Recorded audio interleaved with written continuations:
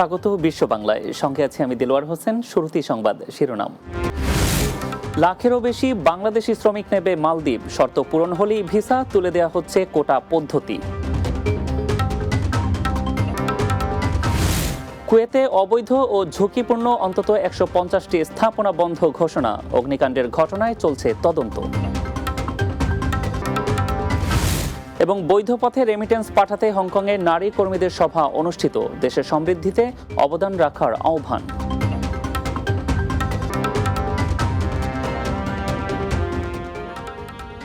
শুনছিলেন শিরোনাম, এবার বিস্তারিত। দীর্ঘদিন বন্ধ থাকার পর বাংলাদেশ থেকে আবারও শ্রমিক নেওয়ার আগ্রহ দেখিয়েছে মালদ্বীপ, তবে তাতে কিছু শর্ত দিয়েছে দ্বীপ রাষ্ট্রটি। এই মুহূর্তে তীব্র শ্রমিক সংকট চলছে সেখানে। এ অবস্থায় বাংলাদেশ থেকে অদক্ষ শ্রমিক নিয়োগের ক্ষেত্রে আগের সীমাবদ্ধতা তুলে দিতে চায় দেশটির সরকার। দেশটির স্বরাষ্ট্রমন্ত্রী আলী ইহসান মত দিয়েছেন, এটি করা না হলে তারা শ্রমিকের চাহিদা পূরণ করতে পারবেন না। এ বিষয়ে একটি প্রতিবেদন প্রকাশ করেছে মালদ্বীপের সান পত্রিকা। তাতে বলা হয়, মঙ্গলবার মালদ্বীপ সংসদের জাতীয় পত্রিকা কমিটির সঙ্গে একটি বৈঠকে স্বরাষ্ট্রমন্ত্রী আলী ইহসান বলেছেন, বর্তমান নিষেধাজ্ঞা তুলে নেওয়ার সঙ্গে সঙ্গেই দেশটিতে বাংলাদেশি শ্রমিকের সংখ্যা লাখের ঘরে পৌঁছে যাবে। তিনি বলেন, মালদ্বীপে বর্তমানে শ্রমিক সংকট আছে, তাই বাংলাদেশি শ্রমিকদের সর্বোচ্চ ১ লাখ কোটার সীমা বাদ দিতে হবে। তবে বাংলাদেশি শ্রমিক নিয়োগে সীমাবদ্ধতা তুলে নেওয়ার আগে একটি সুরক্ষা নীতি বাস্তবায়নের কথাও বলেছেন তিনি। এক্ষেত্রে দেশটিতে অবস্থান করা সব প্রবাসীর একটি বায়োমেট্রিক ডেটা রেকর্ড তৈরি করার কথা বলেছেন দেশটির স্বরাষ্ট্রমন্ত্রী।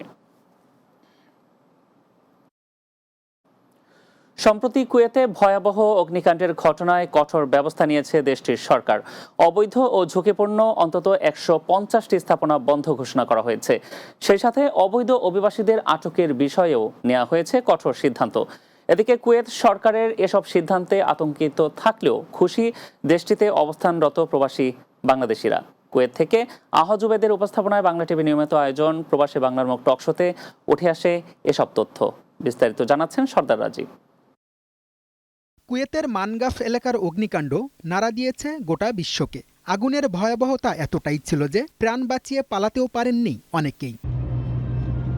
এ ঘটনায় নিহত হয়েছেন ৪৯ প্রবাসী, যার মধ্যে রয়েছেন ৪৬ ভারতীয় নাগরিক। এতে গুরুতর আহত হন বিভিন্ন দেশের অন্তত অর্ধশতাধিক অভিবাসী। তবে অগ্নিকাণ্ডের জন্য ভবনটিতে মাত্রা অতিরিক্ত বসবাসের কারণকেই দায়ী করেছে স্থানীয় প্রশাসন। এরপর থেকেই অবৈধ স্থাপনা ও কর্মকাণ্ড বন্ধে নেওয়া হচ্ছে কঠোর ব্যবস্থা। নির্দিষ্ট ৫জন লোক থাকার কথা, ওই জায়গা তারা বেশি ছিল ওই বিল্ডিং এ। তো তারা দেখতেছে এসব কারণে অগ্নিকাণ্ডের ঘটনা বেশি, মানে অগ্নিকাণ্ড ছড়িয়েছে বেশি। তো ক্ষয়ক্ষতির পরিমাণ বেশি হওয়ার কারণে কুয়েত গভর্নমেন্ট তারা তারা তো এটার বিষয়ে তদন্ত শুরু করে এবং বিভিন্ন যে কুয়েতের বিভিন্ন অঞ্চলে বা বিভিন্ন যে আবাসিক এরিয়াগুলোতে যে মনে করেন যে আবাসন ইয়াগুলো ঠিক আছে কিনা, থাকার জায়গা শ্রমিকদের, তারা তদন্ত শুরু করছে। এদিকে অগ্নিকাণ্ডের জন্য প্রবাসীদের অসচেতনতার পাশাপাশি ভবন মালিকদের অবহেলাকেই দায়ী করছেন প্রবাসী বাংলাদেশিরা। থাকা, খাওয়া, পরিবেশ এবং সুন্দর পরিপাটিভাবে ওরা নিজেরাও থাকতে চায়, প্রবাসীদেরকেও থাকার জন্য উৎসাহিত করে। কিন্তু আমরা আমাদের কিছু ভুলের জন্য, বিশেষ করে প্রবাসীরা বা এই দেশের কিছু লোকের সাথে একত্রিত হয়ে তাদের সাজেশে বা তাদের আমরা অনেক ভুল করে থাকি। সেই ভুলগুলো আমরা যখন শুরু করি তখন আমরা বুঝতে পারি না কি হবে, কিন্তু যখন আমাদের ভুল হয়ে যায় তখন আমরা বুঝি। অবৈধ স্থাপনা বন্ধ সহ অবৈধ অভিবাসন ঠেকাতে বিশেষ ব্যবস্থা নিয়েছে কুয়েত প্রশাসন। এমন উদ্যোগে খুশি দেশটির প্রবাসী বাংলাদেশিরাও। বিভিন্ন অবৈধ কর্মকাণ্ডের জন্য ওনারা যে পদক্ষেপ নিয়েছে। Sardar Rajib, Bangla TV, news desk. হংকংয়ের বাংলাদেশি নারী কর্মীদের জন্য বৈধ পথে রেমিটেন্স প্রেরণ ও প্রবাস পেনশন স্কিমে রেজিস্ট্রেশন সম্পর্কিত উদ্বুদ্ধকরণ সভা অনুষ্ঠিত হয়েছে। সম্প্রতি দেশটির বাংলাদেশ কনসুলেট জেনারেলের উদ্যোগে স্থানীয় প্রবাসী নারীদের নিয়ে এ আয়োজন করা হয়। সভায় প্রায় ১২০ জন নারী কর্মী উপস্থিত ছিলেন। প্রধানমন্ত্রী শেখ হাসিনার নেতৃত্বে স্মার্ট বাংলাদেশ গড়ার লক্ষ্যে বৈধ পথে রেমিটেন্স প্রেরণ এবং প্রবাস পেনশন স্কিমে অংশগ্রহণের আহ্বান জানান কনসাল জেনারেল ইসরাত আরা। পাশাপাশি নারী কর্মীদের জন্য কনসুলেট থেকে সব ধরনের সহযোগিতারও আশ্বাস দেন তিনি। এ সময় বৈধ পথে বাংলাদেশে রেমিটেন্স প্রেরণের বিষয়েও দৃঢ় প্রত্যয় ব্যক্ত করেন নারীরা।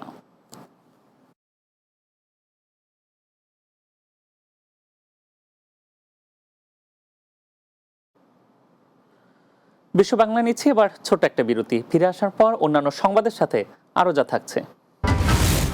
যুক্তরাজ্যের লেবার পার্টি থেকে পদত্যাগ করলেন সাবিনা। স্টারমারের মন্তব্যে ক্ষুব্ধ বাংলাদেশিরা।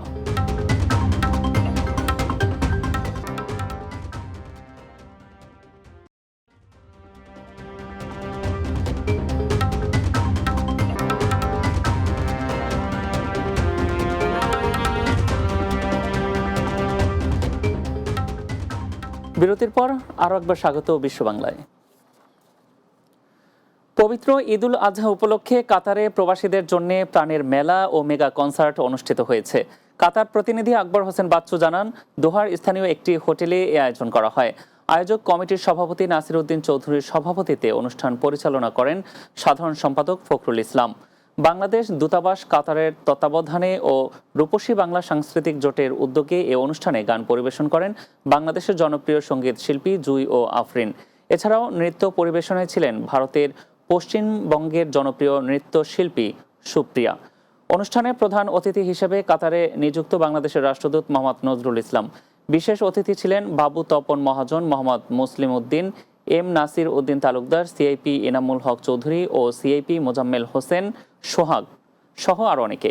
অনুষ্ঠানটির সার্বিক সহযোগিতায় ছিল AHB trading, contracting and hospitality services, Al Mahanadi group ও Tapan trading and contracting Qatar. মেলায় বাংলাদেশি নারী উদ্যোক্তাদের উৎপাদিত বিভিন্ন পণ্যের প্রদর্শন ও বিপণন ঘুরে দেখেন রাষ্ট্রদূত মোহাম্মদ নজরুল ইসলাম ও দূতাবাসের সচিব আব্দুল্লাহ আল রাজি। ধন্যবাদ জানাই আয়োজক কমিটিকে এই ঈদ উপলক্ষে রূপসী বাংলায় এরকম একটা সুন্দর কনসার্ট আমাদেরকে উপহার দেওয়ার জন্য। ভীষণ ভালো লাগছে এবং অসম্ভব ভালো লাগা নিয়ে দেশে যাব। ফার্স্ট টাইম আমি দেশের বাইরে ঈদ করছি, তো কাতারে এবার ঈদটা একটু ভিন্ন রকম। এত সুন্দরভাবে সবাই আমাকে অ্যাকসেপ্ট করবে এবং দর্শকের প্রচুর সাড়া পেয়েছি। আমরা চেষ্টা করেছি ভালো অনুষ্ঠান করার জন্য। সৌদি আরবের রিয়াদে নানা আয়োজনের মধ্য দিয়ে বাংলাদেশ ইন্টারন্যাশনাল স্কুল অ্যান্ড কলেজের ইংরেজি শাখার গ্রাজুয়েশন 2024 অনুষ্ঠিত হয়েছে। রিয়াদ প্রতিনিধি AK আজাদ লিটন জানান, ইংরেজি শাখা স্কুল অ্যান্ড কলেজ পরিচালনা পরিষদের চেয়ারম্যান ডাক্তার মোহাম্মদ মহসিনের সভাপতিত্বে অনুষ্ঠান পরিচালনা করেন স্কুল শিক্ষক ইকবাল শেখ ও নিশা থমাজ। অনুষ্ঠানে প্রধান অতিথি ছিলেন সৌদি আরবের রাষ্ট্রদূত ডক্টর মোহাম্মদ জাভেদ পাটোয়ারি। প্রধান বক্তা ছিলেন সাদাইয়ার প্রধান বিজ্ঞানী ডক্টর মোহাম্মদ এহসান হক। এতে শুভেচ্ছা বক্তব্য রাখেন স্কুলের প্রিন্সিপাল বজলুর রশিদ ও স্কুল পরিচালনা পরিষদের সদস্য ডক্টর আব্দুল্লাহ আল ওয়াদুদ। অনুষ্ঠানে আরও উপস্থিত ছিলেন স্কুল পরিচালনা পরিষদের সদস্যবৃন্দ ও গ্রাজুয়েশন শিক্ষার্থীদের অভিভাবক সহ দূতাবাসের কর্মকর্তারা।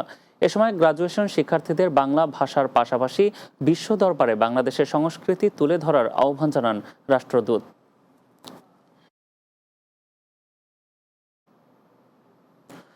বিয়ানীবাজার পৌরসভা ওয়েলফেয়ার ট্রাস্ট বার্সেলোনার উদ্যোগে স্পেনে ঈদ পুনর্মিলনী ও নতুন কমিটি গঠনের লক্ষ্যে আলোচনা সভা অনুষ্ঠিত হয়েছে। স্পেন প্রতিনিধি লোকমান হোসেন জানান, বার্সেলোনার বাংলা স্পাইস রেস্টুরেন্টে এ আয়োজন করা হয়। সংগঠনের সভাপতি আব্দুল আলিমের সভাপতিত্বে অনুষ্ঠান পরিচালনা করেন সাধারণ সম্পাদক জসিমউদ্দিন। এ সময় বক্তব্য রাখেন উপদেষ্টা রফিক উদ্দিন, আবুল খায়ের ও আইনুল হক সহ আরও অনেকে। সভায় 2022-24 সালের কমিটির আয় ব্যয়ের বিশদ বিবরণ তুলে ধরেন অর্থ সম্পাদক আব্দুল জব্বার খসরু।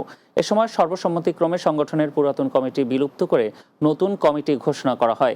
এতে আব্দুল আলিমকে সভাপতি, জসিমউদ্দিনকে সাধারণ সম্পাদক ও রাজু আহমেদকে সাংগঠনিক সম্পাদক নির্বাচিত করা হয়।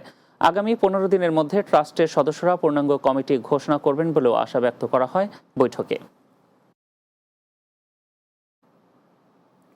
যুক্তরাজ্যে সাধারণ নির্বাচনের আগে এক নির্বাচনী বিতর্কে অংশ নিয়ে বাংলাদেশিদের কটাক্ষ করে তোপের মুখে পড়েছেন লেবার পার্টির নেতা স্যার কিয়ার স্টারমার। তার কটাক্ষের প্রতিবাদে পদত্যাগ করেছেন পূর্ব লন্ডনের টাওয়ার হ্যামলেটস কাউন্সিলে দলটির ডেপুটি লিডার বাংলাদেশি বংশোদ্ভূত সাবিনা আক্তার। পদত্যাগ করে সাবিনা আক্তার বলেন, দলের নেতা যখন বাংলাদেশ সম্প্রদায়কে এক ঘরে করে বাংলাদেশি পরিচয়কে অপমান করে তখন আর দল নিয়ে গর্ব করতে পারি না। এছাড়া নিজ দলের নেতার এমন বেফাঁস মন্তব্যে তীব্র প্রতিক্রিয়া জানিয়েছেন বাংলাদেশি বংশোদ্ভূত লেবার এমপি রুশনারা আলী ও আফসানা বেগম।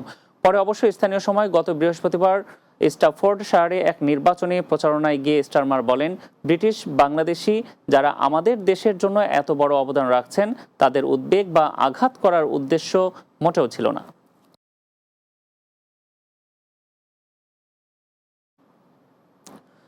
শেষ করব বিশ্ব বাংলা, তার আগে সংবাদ শিরোনামগুলো জানিয়ে দিচ্ছি আরও একবার। লাখেরও বেশি বাংলাদেশি শ্রমিক নেবে মালদ্বীপ, শর্ত পূরণ হলেই ভিসা, তুলে দেওয়া হচ্ছে কোটা পদ্ধতি। কুয়েতে অবৈধ ও ঝুঁকিপূর্ণ অন্তত 150টি স্থাপনা বন্ধ ঘোষণা, অগ্নিকাণ্ডের ঘটনায় চলছে তদন্ত। বৈধ পথে রেমিটেন্স পাঠাতে হংকংয়ে নারী কর্মীদের সভা অনুষ্ঠিত, দেশের সমৃদ্ধিতে অবদান রাখার আহ্বান।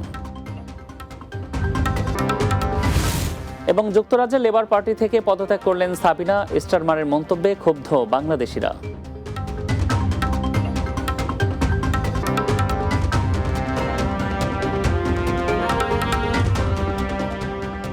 এই ছিল বিশ্ব বাংলায়, এতক্ষণ সঙ্গে থাকার জন্য ধন্যবাদ সবাইকে।